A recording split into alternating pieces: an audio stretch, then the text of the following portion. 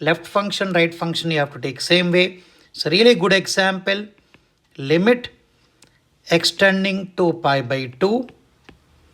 So k cos x by pi minus 2x. See, we do silly little rearrangement. Limit x minus pi by 2 tending to 0.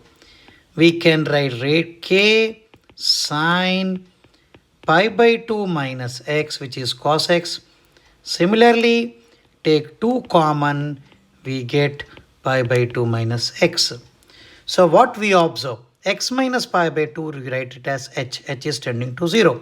The same thing can be written as limit h tending to 0, k sine minus h by 2 times of minus h. Okay. So what we get from this? Limit h tending to 0, we get k sine h by h. And 2 is there in denominator. So this will give you k by 2. So we got left hand limit is also k by 2, right hand limit is also k by 2. Now what is given by definition?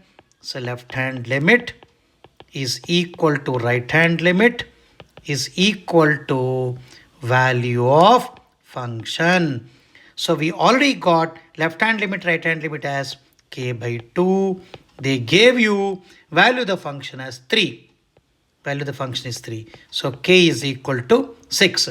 Here most important point what we learned is limit, I repeat once again, extending to pi by 2 means x minus pi by 2 is tending to 0. So we have converted cos into sine, sine of pi by 2 minus x divided by 2 common pi by 2 minus x. But x minus pi by 2 is h given, where h tending to 0.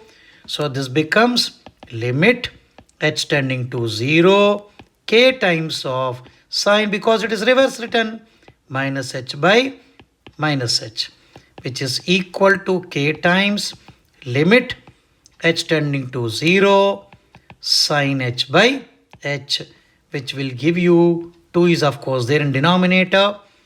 2 is there in denominator.